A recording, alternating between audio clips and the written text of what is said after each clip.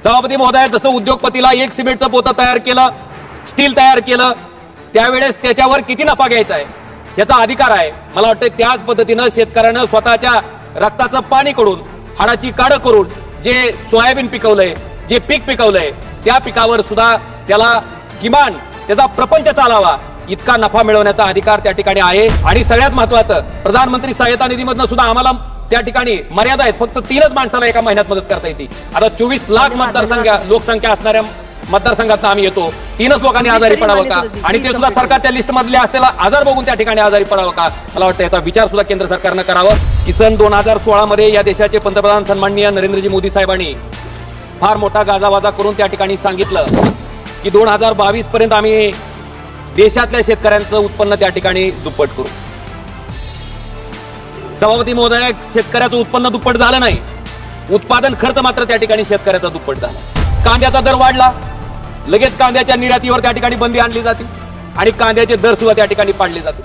माझी केंद्र सरकारला कळकळीची नम्र विनंती आहे की त्या शेतकऱ्याचं जगणं कुठेतरी मान्य करून त्या शेतकऱ्याचं शेवटचं सोयाबीनचं पोतं जोपर्यंत खरेदी केलं जात नाही तोपर्यंत या हमीभाव खरेदी केंद्राची मुदत त्या ठिकाणी केंद्र सरकारनं वाढवावी. माननीय सदस्य श्री ओम राजे निंबाळकर जी.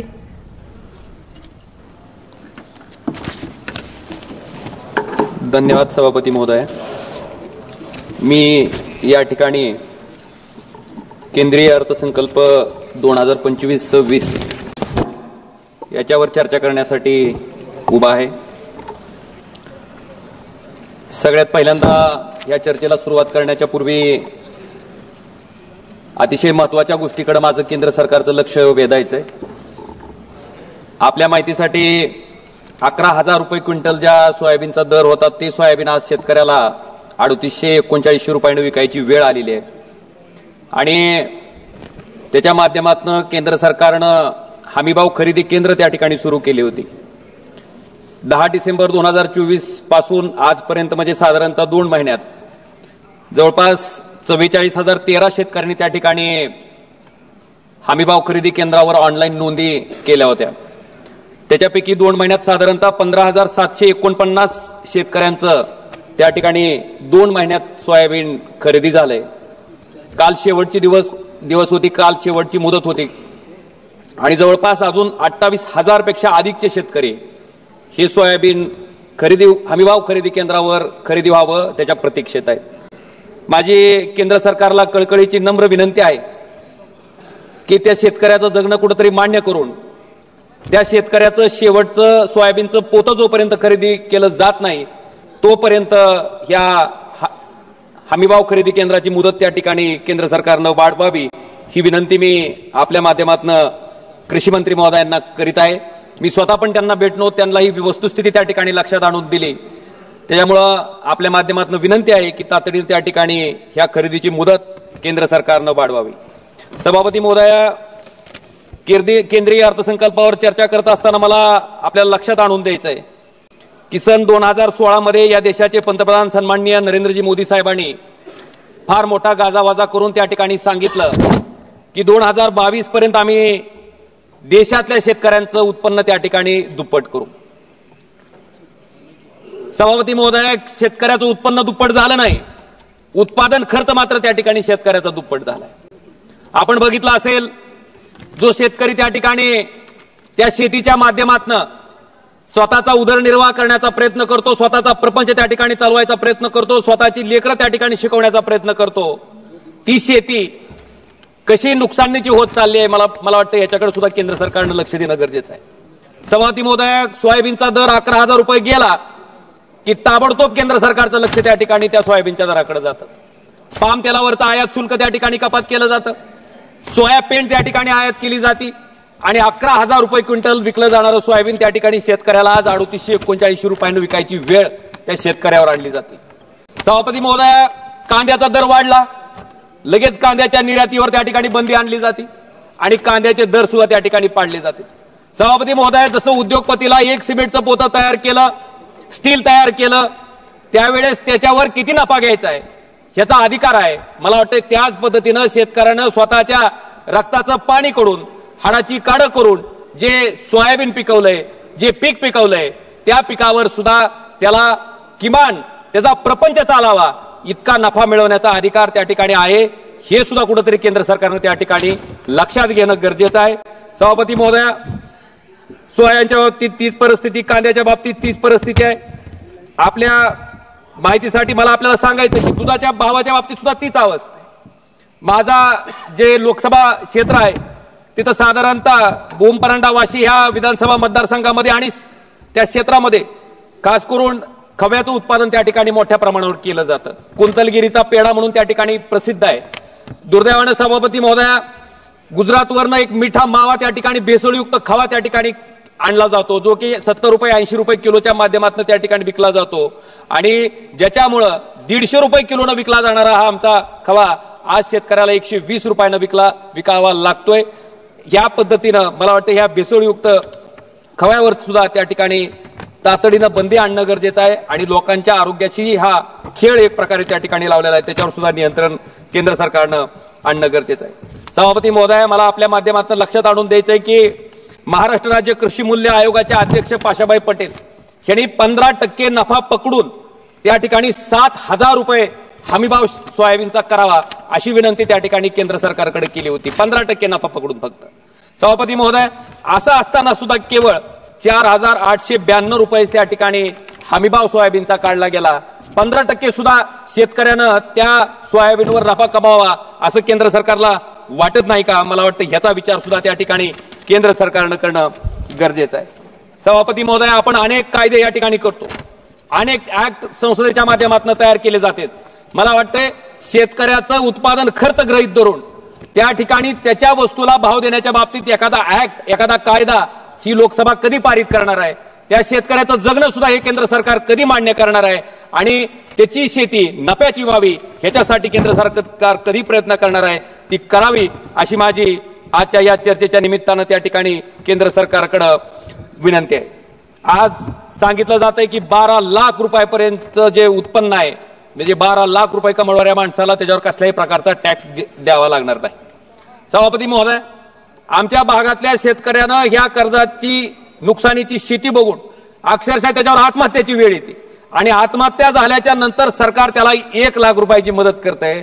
मला सांगा, त्या गोरगरीब शेतकऱ्यानं 12 लाख रुपये कधी कमावे आणि 12 लाख रुपयावरच्या तुमच्या टॅक्स एक्झम्पशनचा फायदा त्या गरीब शेतकऱ्यांना कधी यावा? मला वाटतं ह्याचा विचार सुद्धा त्या ठिकाणी केंद्र सरकारनं करणं नितांत गरजेचं आहे. आज आपल्या माध्यमातून मला लक्षात आणून द्यायचंय की प्रधानमंत्री फसल विमा योजनेच्या बाबतीत फार मोठी घोषणा त्या ठिकाणी वारंवार केली जाते. सभापती महोदय, या प्रधानमंत्री फसल विमा योजनेची अवस्था मला आपल्या माध्यमातून सरकारच्या लक्षात आणून द्यायची.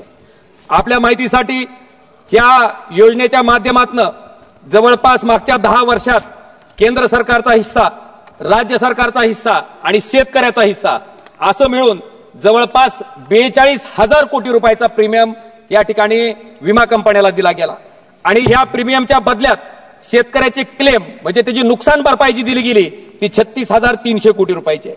म्हणजे साधारणतः ह्या विमा कंपन्यांनी मागच्या 10 वर्षात फक्त एकट्या महाराष्ट्रात 5,700 कोटी रुपये इतका नफा ह्या पीक विमाच्या माध्यमातून कमवलेला आहे.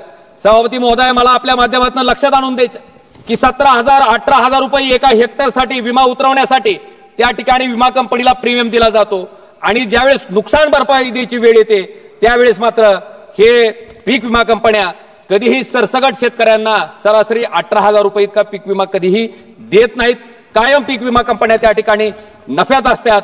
म्हणून ह्या प्रधानमंत्री फसल विमा योजनेचा पुनर्विचार केंद्र सरकारनं करावा ह्याच्या माध्यमातून. आणि ह्या कंपन्या कोणत्या आहेत?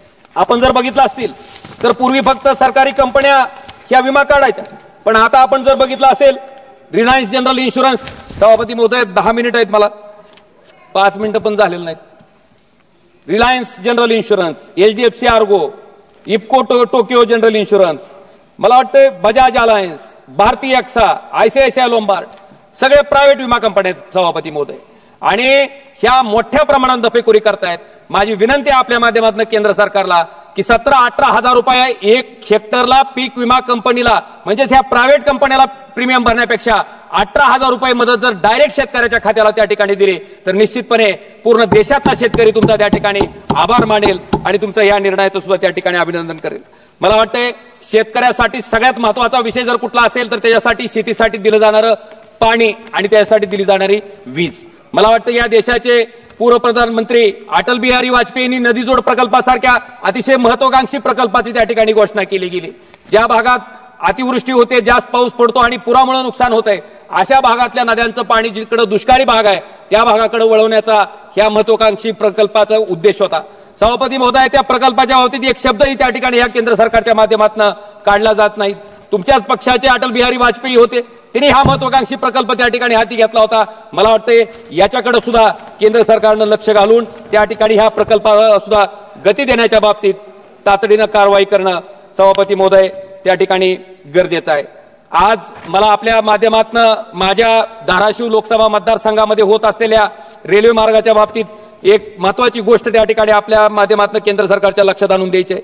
2014 मध्ये आई तुळजाभवानीचं क्षेत्र हे रेल्वे मार्गाने जोडायचा निर्णय त्या ठिकाणी झाला. 2014 मध्ये नरेंद्र मोदींनी त्या ठिकाणी रेल्वे मार्गाची घोषणा केली. पण दुर्दैवानं ह्या प्रकल्पाला प्रशासकीय मान्यता मिळण्यासाठी 8 जानेवारी 2019 त्या ठिकाणी उजडावा लागला आणि ज्यावेळेस याला पहिल्यांदा प्रशासकीय मान्यता दिली गेली त्यावेळेस या प्रकल्पाचा खर्च होता केवळ 904 कोटी रुपये. पण दुर्दैवानं आजपर्यंत म्हणजे 2019 पासून ते 2024 पर्यंत ह्या प्रकल्पासाठी 1026 कोटीची तरतूद त्या ठिकाणी केली गेली. सभापती महोदय, ह्याच्यामुळे आता या प्रकल्पाची किंमत जवळपास 3,000 कोटी रुपये म्हणजे सुधारित प्रशासकीय मान्यता म्हणजे 904 कोटी रुपये लागणाऱ्या प्रकल्पाला आज 3,000 कोटी रुपयाची सुधारित प्रशासकीय मान्यता द्यावी लागते. साधारणतः 2,000 कोटी रुपये जास्तीचे पैसे या प्रकल्पासाठी खर्च करावे लागतात. आणि असं असताना सुद्धा किमान 1,000 कोटी रुपयाची तरतूद तरी या प्रकल्पासाठी करणं आवश्यक होतं. केवळ 225 कोटी रुपयाची तरतूद सभापती महोदय ह्या अर्थसंकल्पीय बजेटमध्ये त्या ठिकाणी केली गेली आहे. ह्या पद्धतीने जर हा रेल्वे मार्ग पूर्ण करायचा म्हटलं तर मला वाटतं पुढच्या अजून 10 वर्ष लागतील आणि त्यावेळेस मग 6,000 कोटीला सुधारित प्रशासकीय मान्यता द्यावी लागेल का 7,000 कोटीला सुधारित प्रशासकीय मान्यता द्यावी लागेल याचा विचार सुद्धा केंद्र सरकारनं त्या ठिकाणी करावा. माझा एक शेवटचा विषय आणि महत्वाचा विषय मी आपल्या माध्यमातून सरकारच्या लक्षात आणून देऊ इच्छितो. सभापती महोदय, त्या ठिकाणी सांगितलं जाते प्रधानमंत्री जन आरोग्य योजना. सभापती महोदय, एखादा गरीब माणूस त्याला डॉक्टर सांगते की आता अमुक शस्त्रक्रिया करा. ती गरीब माणूस दवाखान्यात जाते, दवाखान्यात गेल्याच्या नंतर पहिल्यांदा त्याला सांगितलं जाते की ही आजार आमच्या लिस्टमध्ये नाही, पुन्हा सांगितलं जाते की आमचं हॉस्पिटल या लिस्टमध्ये नाही. आणि सभापती महोदय, हे सगळं जरी असलं तरी पूर्ण खर्च आम्ही त्या ठिकाणी करू शकत नाही. मला वाटतं त्या गरीबाला सुद्धा त्याच्या आरोग्यावर उपचार करण्याचा अधिकार आहे. ह्या पद्धतीनं जर त्या ठिकाणी त्या माणसाला ज्या माणसावर हे वैद्यकीय उपचार करावे लागते त्याला जर तातडीने मदत नाही मिळाली तर जर अक्षरशः पूर्ण कुटुंब त्याचा परिवार त्या ठिकाणी आर्थिकदृष्ट्या अडचणीत येतो. जवळ असलेली 1 एकर 2 एकर जमीन त्या ठिकाणी विकून त्याच्यावर इलाज करायला त्याला भाग पाडलं जात आहे. आणि सगळ्यात महत्वाचं, प्रधानमंत्री सहायता निधीमधनं सुद्धा आम्हाला त्या ठिकाणी मर्यादा आहेत. फक्त 3च माणसाला एका महिन्यात मदत करता येते. आता 24 लाख लोकसंख्या असणाऱ्या मतदारसंघात आम्ही येतो. 3च लोकांनी आजारी पडावं का आणि ते सुद्धा सरकारच्या लिस्ट मधले असलेला आजार बघून त्या ठिकाणी आजारी पडावं का? मला वाटतं याचा विचार सुद्धा केंद्र सरकारनं करावं आणि सर्वसमावेशक सगळ्या आजारांचा समावेश असणारी एक योजना त्या ठिकाणी आणावी जेणेकरून कुठल्याही गरीब माणसाला त्याच्यावर इलाज करण्यासाठी पासून वंचित राहावं लागणार नाही. याची दक्षता केंद्र सरकारनं घ्यावी ही विनंती मी आपल्या माध्यमातून करतो. धन्यवाद. गेल्या आठवड्यात धाराशिवमध्ये जिल्हा नियोजन समितीची बैठक होती. त्यात पालकमंत्री प्रताप सरनाईक यांनी ऑपरेशन टायगर हा शब्द वापरला. ठाकरे गटाचे खासदार ओमराजे निंबाळकर हे महायुतीचेच आहेत असा उल्लेख प्रताप सरनाईक यांनी केला होता. त्यानंतर मात्र शिंदे गटाचे ऑपरेशन टायगर नेमकं काय आहे या चर्चा सुरू झाल्या. स्थानिक स्वराज्य संस्थांच्या निवडणुकीपूर्वी ठाकरे गटाचे खासदार व आमदार फोडून ते शिंदे गटात आणायचे हेच ऑपरेशन टायगर असल्याचं सांगितलं गेलं. प्रताप सरनाईक यांच्या वक्तव्यानंतर ठाकरे गटाचे खासदार ओमराजे निंबाळकर यांनी आपली भूमिका स्पष्ट केली. त्यांनी पक्षाबद्दलच्या चर्चेला साफ नाकारतो. ठाकरे यांच्यामुळेच मी एकदा आमदार व 2दा खासदार झालो, त्यामुळे त्यांना सोडण्याचा प्रश्नच येत नाही असं निंबाळकर यांनी स्पष्ट केलं. निवडणुका संपल्या की विरोध संपतो असा प्रताप सरनाईक यांना म्हणायचं असेल असंही खासदार ओमराजे निंबाळकर यांनी यावेळी सांगितलं. ऑपरेशन टायगरची आता पुन्हा एकदा चर्चा सुरू झाली आहे. ती खासदार ओमराजे निंबाळकर यांच्यामुळेच, कारण ओमराजे खासदार यांनी एक पोस्ट सध्या प्रचंड त्यांची एक व्हायरल झालेली आहे. ज्यामध्ये ते स्वर्गीय आनंद दिघे यांच्या जयंतीनिमित्त त्यांना अभिवादन करताना दिसत आहेत। मात्र या पोस्टमधून शिवसेना ठाकरे गटाचे प्रमुख उद्धव ठाकरे आणि आदित्य ठाकरे यांचा फोटो गायब आहे। त्यामुळे ओमराजे निंबाळकर हे शिवसेनेत प्रवेश करणार असल्याची चर्चांना आता पुन्हा एकदा उधाण आलंय। स्थानिक स्वराज्य संस्थांच्या निवडणुकीपूर्वी पक्षाची फोडाफोडी सुरू होईल असं आता काहींचं म्हणणं आहे। आणि आता अशातच लोकसभेत भाषण करताना ओमराजे निंबाळकर यांनी थेट मोदींवर हल्ला चढवला। ठाकरेंचा एकटा वाघ संसदेत सगळ्यांनाच भेटला। आता यावर तुम्हाला काय वाटतं? तुमचं मत कमेंट बॉक्स मध्ये लिहायला अजिबात विसरू नका। व्हिडिओ आवडला असेल तर जास्तीत जास्त शेअर करा आणि आतापर्यंत मराठी जनता आपण आपल्या या चॅनलला सबस्क्राईब जर केलेलं नसेल तर चॅनलला सबस्क्राईब करा।